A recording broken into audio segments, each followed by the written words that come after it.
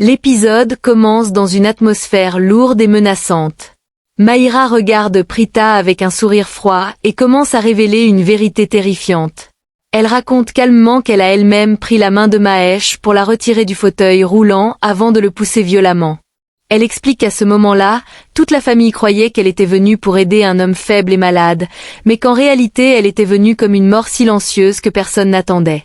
Elle affirme que cette mort restera un secret dans cette maison, un secret qui a déjà causé une autre mort et blessé quelqu'un d'autre.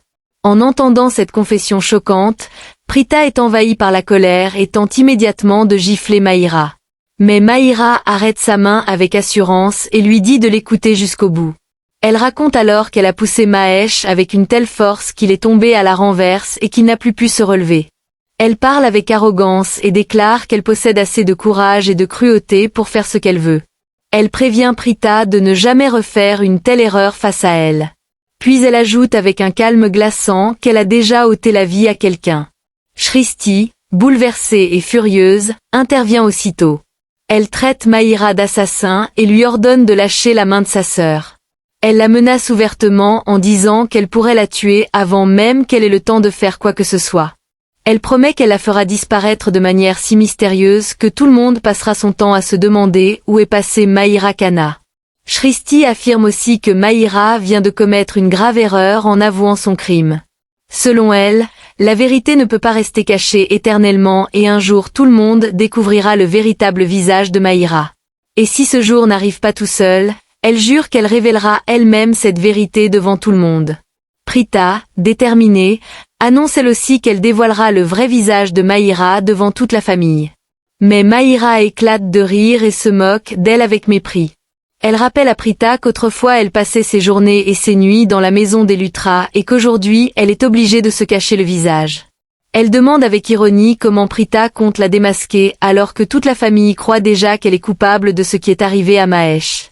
Mahira révèle ensuite qu'elle n'a jamais eu besoin d'expliquer ses plans parce qu'elle pensait que Prita était assez intelligente pour comprendre toute seule. Mais aujourd'hui, elle estime avoir montré à Prita sa vraie place. Elle déclare froidement que toute personne qui se mettra entre elle et Karan sera détruite. Elle peut ruiner l'honneur de quelqu'un ou même lui ôter la vie sans hésitation. Elle explique ensuite la raison de son crime. Mahesh allait de mieux en mieux et tout le monde disait qu'il allait bientôt sortir du coma. Si cela arrivait, il pourrait révéler la vérité et cela deviendrait un danger pour Charline et pour elle. C'est pour cette raison qu'elles ont décidé de tout mettre en scène afin que personne ne découvre ce qu'elles avaient fait. Shristi est écœurée par cette confession. Elle dit qu'elle n'a jamais vu une fille aussi vile et cruelle. Elle promet encore une fois qu'elle révélera toute la vérité à la famille Luthra. Mais Mahira reste calme et leur rappelle une réalité cruelle. Selon elle, même si elles se rendent chez les Luthra et crient la vérité, personne ne les écoutera. À ce moment-là, toute la famille considère déjà Prita et Shristi comme les pires ennemis de la maison. Prita, indignée, lui ordonne de se taire et l'accuse de mener une double vie. Elle lui reproche de voler l'argent de sa propre famille et de vouloir épouser Karan en le trompant. Mahira répond avec arrogance qu'aujourd'hui même elle doit épouser Karan et que personne dans la famille Luthra ne sait où elle se trouve en ce moment. Elle conclut froidement que peu importe si Prita et Shristi restent enfermés ici ou meurent ici, car sa véritable histoire commencera désormais dans la maison des Luthra. Pendant ce temps, à la cérémonie, l'inquiétude grandit. Kritika dit à Karina qu'elle a cherché Mahira partout dans le temple mais qu'elle ne l'a trouvée nulle part. Karina commence à paniquer. Elle se demande si quelque chose de grave est arrivé à Mahira et accuse immédiatement Prita d'être la cause de tous les malheurs de la famille. Karina affirme que Prita n'est pas la fille innocente que tout le monde croit. Selon elle, Prita est très rusée et elle est revenue dans la maison sous prétexte de célébrer Holi alors qu'en réalité elle voulait détruire leur bonheur. Elle l'accuse même d'avoir poussé quelqu'un dans les escaliers et maintenant de faire disparaître Mahira pour empêcher son mariage avec Karan. Elle pense que Prita agit ainsi parce qu'elle veut rester la femme de Karan et obtenir une part de l'héritage de la famille. Karina dit aussi qu'il doit y avoir quelqu'un dans la famille qui informe Prita de tous leurs plans, y compris de la cérémonie de Haldi et du mariage. Pendant que Karina parle, Charline pense intérieurement que toute cette haine contre Prita est en réalité le résultat de sa propre manipulation. Elle se rappelle qu'elle a empoisonné l'esprit de Karina contre Prita et qu'elle a toujours réussi à la faire agir selon ses ordres. Charline soutient ensuite ouvertement Karina et affirme que Prita ne veut pas que Karan et Mahira se marient. Elle ajoute que si Mahira ne réapparaît pas rapidement, sa vie pourrait être en danger. Soudain, Mahira entre dans la maison. Ramona l'aperçoit et pousse un soupir de soulagement. Tout le monde se précipite vers elle, inquiet.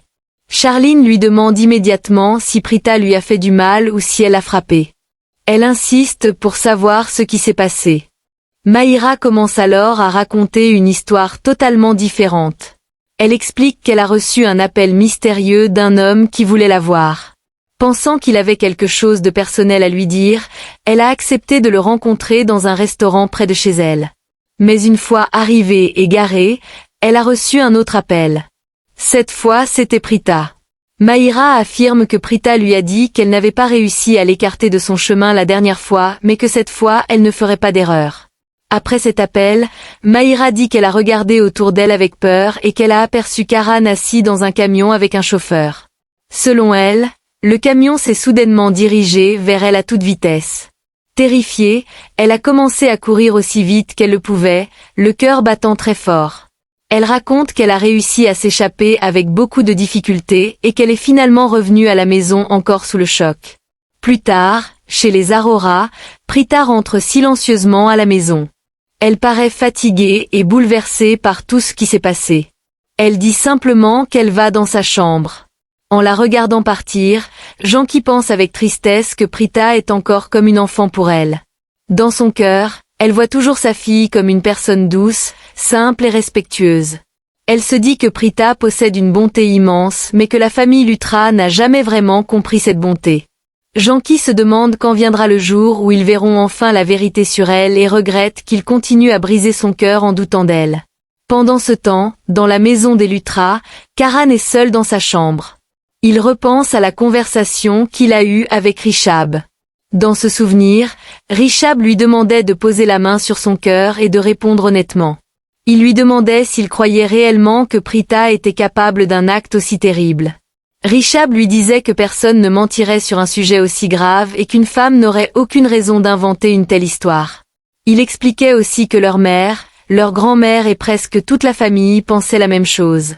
Rishab avait ensuite ajouté qu'il ne pouvait pas croire que Prita puisse faire une chose pareille. Selon lui, Prita ne ferait de mal à personne au monde. Mais malgré ces paroles pleines de confiance, Karan reste troublé. Dans son esprit, une question tourne sans cesse.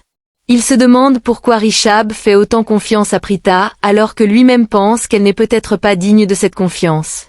Au même moment, Mahira se retrouve seule avec ses pensées. Elle se prépare mentalement pour la cérémonie du haldi qui doit précéder son mariage avec Karan. Elle se dit que tout est enfin prêt et que le moment est venu de se fiancer et de se marier. Mais soudain, un souvenir de Prita traverse son esprit et son expression change. Elle réfléchit alors à la situation et se rassure elle-même. Elle se dit que si Prita avait raconté la vérité à Rishab, celui-ci ne serait jamais resté aussi calme. Il aurait déjà appelé la police. Mahira en conclut donc que Prita n'a rien révélé à Rishab et cela la rassure. Pendant ce temps, Charla prie intérieurement avec inquiétude. Elle demande à Dieu de la guider car elle sent que cette journée est très dangereuse pour sa fille. Elle sait que Prita a promis de ne pas retourner chez les Lutra, mais elle craint que Shristi ne la pousse à changer d'avis. Charla connaît le tempérament de Shristi et pense qu'en parlant sans cesse de la famille Lutra, elle pourrait réveiller les sentiments de Prita pour Karan et la pousser à intervenir pour empêcher son mariage avec Mahira. Pour éviter cela, Charla décide de trouver un moyen d'éloigner Shristi de la maison. Elle lui demande d'aller au marché acheter des légumes. Shristi est surprise car il y a déjà beaucoup de légumes dans le réfrigérateur. Mais Charla insiste et lui dit qu'elle a envie de manger de la citrouille aujourd'hui et qu'elle doit aller en acheter. Dans le couloir, Shristi remarque quelque chose d'étrange. Elle voit que Prita cache ses mains et lui demande ce qui s'est passé. Prita répond que tout va bien maintenant, mais Shristi comprend qu'elle ment. Prita essaie de changer de sujet et lui donne un papier en lui demandant de lire son horoscope du jour. Elle dit qu'elle ne comprend pas ce qui est écrit et que tout semble aller de travers pour elle. Elle parle aussi du curcuma qu'on applique sur les mains pendant les cérémonies et avoue qu'elle n'arrive pas à croire que Karan pense réellement qu'elle a poussé Mahesh dans les escaliers. Elle dit qu'elle aimerait tellement que Raki reconnaisse enfin qu'elle est incapable d'un tel acte. Pendant ce temps, dans la chambre de Mahesh, Raki est assise près de lui et pleure. Elle parle à son mari inconscient avec une grande tristesse. Elle lui rappelle qu'autrefois, lorsqu'elle pleurait, il se préoccupait toujours de ses larmes. Elle lui demande alors pourquoi aujourd'hui il ne se réveille pas pour les essuyer. Elle se remémore leur première rencontre au bord de la route lorsqu'elle lui avait demandé de la prendre en stop. Elle se souvient qu'ils s'étaient arrêtés et que leur histoire avait commencé ainsi. En regardant Mahesh immobile, elle dit qu'il n'aurait jamais dû lui demander de l'épouser s'il avait décidé de rester silencieux pendant si longtemps. Elle le supplie d'ouvrir les yeux et de lui parler car elle ne sait pas comment gérer seule une maison aussi grande et une famille aussi compliquée. Raki affirme ensuite avec conviction que Prita ne l'a jamais poussée dans les escaliers. Elle explique que Prita aime Mahesh comme un père et qu'elle prend soin de toute la famille. Pourtant, au fond d'elle, le doute existe encore. Elle reconnaît que quelqu'un l'a poussée, mais elle ne sait pas qui. Elle répète que Prita ne peut pas être coupable. Mais si jamais c'était vrai, elle ne pourrait jamais lui pardonner. Rishabh, qui écoute ses paroles contradictoires, lui fait remarquer qu'elle dit deux choses opposées à la fois. Elle affirme que Prita est innocente, mais elle parle aussi comme si elle pouvait être coupable. Raki répond avec désespoir que sa vie est devenue un véritable casse-tête. Elle ne sait plus qui dit la vérité, qui ment, ni ce qui est juste ou faux. Pendant ce temps, Prithvi est plongé dans ses propres pensées sombres. Il se dit que tout le monde finit par mourir d'une manière ou d'une autre.